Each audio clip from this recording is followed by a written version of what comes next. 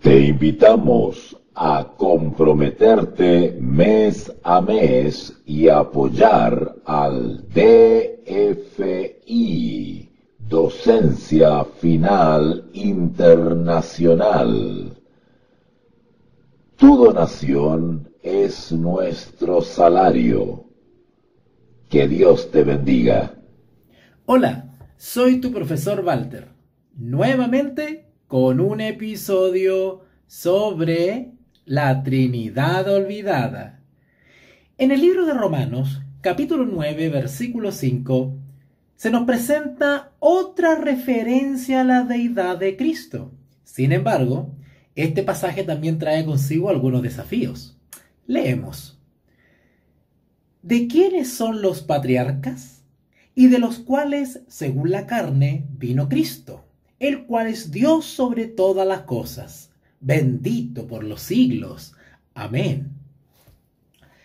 Debido a que la traducción será la clave, veamos algunas otras interpretaciones. Algunas traducciones identifican directamente a Jesús en este pasaje como Dios. Por ejemplo, la versión Reina Valera actualizada dice, en Romanos 9:5, de ellos son los patriarcas, y de ellos, según la carne, proviene el Cristo, quien es Dios sobre todas las cosas, bendito por los siglos. Amén. Leemos en la nueva versión internacional, más conocida como la NBI. De ellos son los patriarcas, y de ellos, según la naturaleza humana, nació Cristo, quien es Dios sobre todas las cosas. Alabado sea por siempre. Amén. Ahora, la nueva traducción viviente, NTV. Abraham, Isaac y Jacob son los antepasados de los israelitas, y Cristo mismo era israelita en cuanto a su naturaleza humana. Y Él es Dios, el que reina sobre todas las cosas, y es digno de eterna alabanza. Amén. Ahora la Biblia del Siglo de Oro, BSO. A ellos también pertenecen los patriarcas, de los cuales, según la carne, vino Cristo, el cual es Dios sobre todas las cosas, bendito por los siglos. Amén. Otras versiones bíblicas dejan el tema algo más indefinido. Leamos, por ejemplo, la Biblia de las Américas.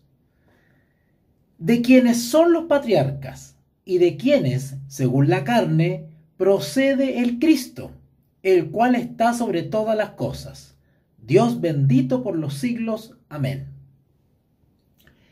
Otra versión, la cual es también algo indefinida, es la versión Nueva Biblia Latinoamericana de hoy.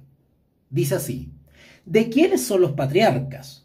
Y de quienes, según la carne, procede el Cristo, entre paréntesis, el Mesías, el cual está sobre todas las cosas, Dios bendito por los siglos. Amén. Como pueden ver, queridos oyentes y alumnos, otras traducciones en otros idiomas insertan una ruptura completa en este texto, sin dejar lugar para la deidad de Cristo en el pasaje. Entonces, ¿qué hacemos con el texto? Aquí podemos discernir claramente las intenciones de Pablo referentes a la deidad de Cristo. Solo se necesita un poco de esfuerzo y algo de trasfondo. Debemos recordar que en los manuscritos más primitivos del Nuevo Testamento no existía la puntuación. De ahí que la puntuación es un problema de interpretación. Se tiene que decidir dónde colocar puntos y comas sobre la base del estilo de Pablo y de las declaraciones que hace en otras partes. El argumento más repetido en contra de que este pasaje se vea como si hablara de Cristo como Dios, es que Pablo en ninguna otra parte se refiere al Señor de esta manera. Ese es un argumento que esgrimen. Pero este no es más que un argumento circular, ya que no solo podemos recurrir a Tito 2:13, donde Pablo hace esto mismo, pero ¿Sería este un argumento válido en contra de Tito 2:13 para de igual modo decir que Pablo no llama a Jesús Dios? ¿En otra parte? ¿O es la única parte donde supuestamente Pablo dice que Cristo no es Dios? Tito 2:13.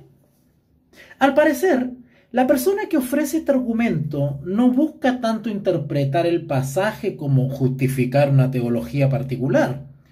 Los argumentos a favor de ver este pasaje como una referencia a la deidad de Cristo son muchos.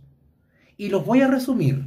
Ojo, estoy hablando de Romanos capítulo 9, versículo 5, donde Pablo claramente dice que nuestro Señor Jesús, el Cristo, es Dios. Vuelvo a leerlo. Romanos capítulo 9, versículo 5. De quienes son los patriarcas, y de los cuales, según la carne, vino Cristo, el cual es Dios sobre todas las cosas, bendito por los siglos. Amén. Ahora, les daré 3 argumentos a favor de esta traducción maravillosa de la Biblia, la cual deja patente claramente lo que Pablo quiere expresar. Es decir, que Jesús es Dios. Número 1. Es la lectura natural del texto el que nos permite ver todo el versículo como una referencia a Cristo. Dividir la oración en 2 partes conduce a dificultades en la traducción e interpretación. Algunas palabras se vuelven superfluas y la oración queda desequilibrada. 2. La frase ¿quién es? O el cual es utilizada por Pablo en otras partes para modificar una palabra en el contexto anterior, como en el caso de 2 de Corintios 11:31, que es un paralelo cercano a lo que estamos hablando. Y naturalmente también lo haría aquí, en Romanos 9:5. Romanos 9:5. Argumento 3. La forma de la doxología simplemente no permitiría que se separara del contexto anterior. El uso constante de Pablo conecta la doxología con el debate sobre Cristo. En sus otras doxologías, él sigue este patrón. Número 4. En el Nuevo Testamento griego y en la traducción griega del Antiguo Testamento, es decir, la Septuaginta, la palabra bendito siempre aparece antes de la palabra Dios. Pero aquí en Romanos 9:5 va después, lo cual indicaría que la bendición está ligada a lo que vino antes, es decir, el análisis sobre Cristo que hemos estudiado hasta el momento. Tan fuerte es este último punto que un gran erudito como Metzger dijo que es totalmente increíble que Pablo, cuyo oído debió haber estado perfectamente familiarizado con esta fórmula de alabanza constantemente recurrente, se separara de este caso solitario del uso establecido. Para Pablo era común referirse a Jesús de esa manera. Añadamos a estas consideraciones el testimonio también de muchos de los primeros padres. Y la conclusión es ineludible.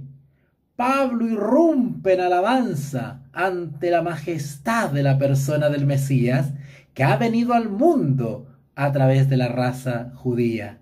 El mundo ha visto la luz y ha visto caminar la luz en esta tierra. El mismo Dios que está sobre todo y sobre toda carne.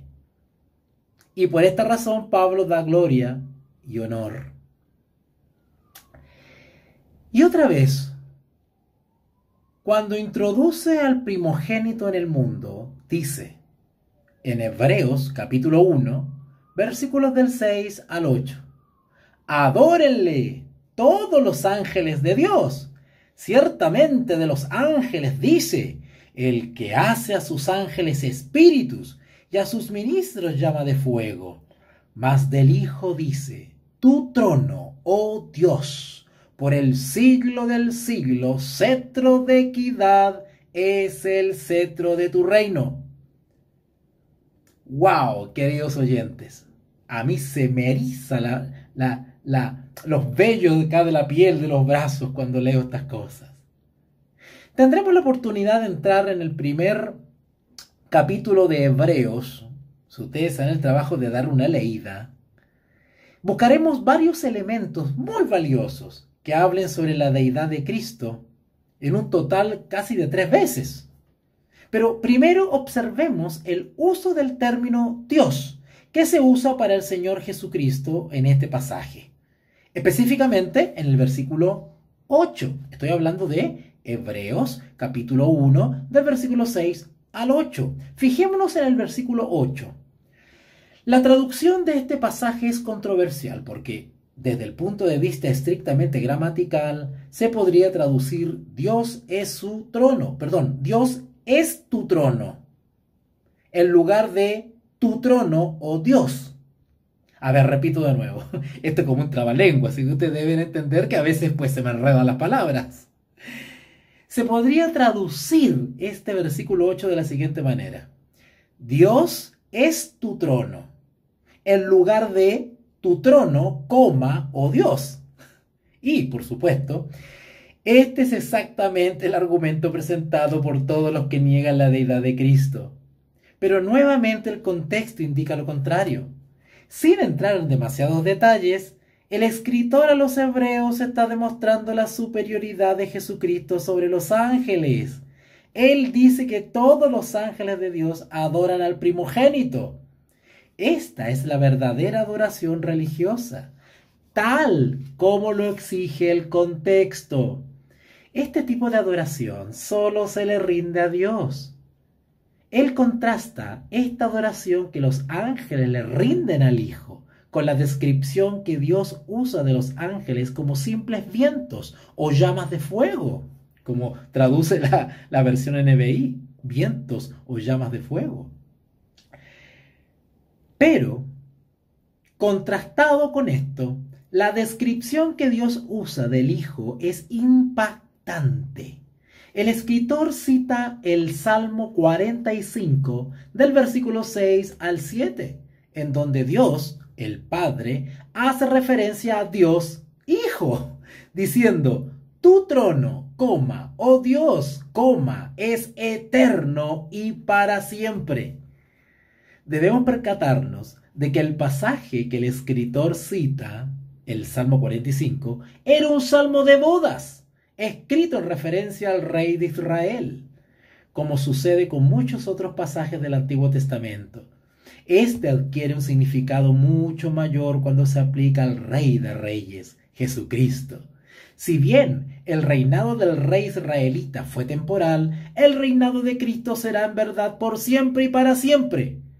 Al resumir la enseñanza de este pasaje, hay un autor famoso, Murray Harris, que dice lo siguiente: el apelativo Deus, Dios, que fue figurativo e hiperbólico cuando se aplica a un rey mortal, se aplicó al Hijo inmortal en un sentido literal y verdadero.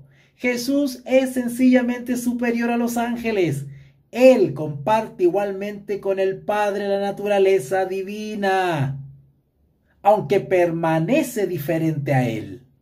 El autor, sigue diciendo este comentarista, reputado comentarista Murray Harris, el autor coloca a Jesús muy por encima de cualquier ángel con respecto a la naturaleza y función, y a la par con Dios con respecto a la naturaleza, pero subordinado a este en cuanto a función. Hay una unidad esencial, pero una subordinación funcional. Vemos que el Dr. Harris está en lo correcto al observar cómo el contexto respalda sus conclusiones. Jesús no solamente es el objeto de adoración divina en el versículo 6, recuerdo Estoy hablando de Hebreos capítulo 1, del versículo 6 al 8.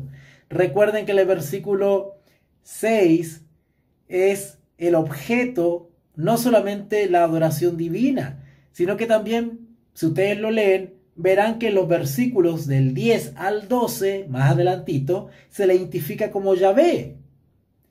Debido a que se muestra a Cristo recibiendo adoración inmediatamente antes de este pasaje e identificado con Yahvé inmediatamente después, no puede haber nada extraño en que el Padre se refiera al Hijo como Dios en el versículo 8.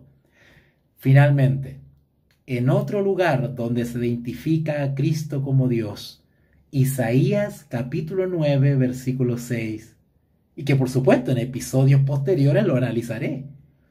En este texto, Isaías 9:6, se encuentra la misma verdad de que el reino de Cristo es un reino eterno, el único cuyo trono verdaderamente será por los siglos de los siglos. Es Dios mismo. Te invitamos a comprometerte mes a mes y apoyar al DFI, Docencia Final Internacional. Tu donación es nuestro salario. Que Dios te bendiga.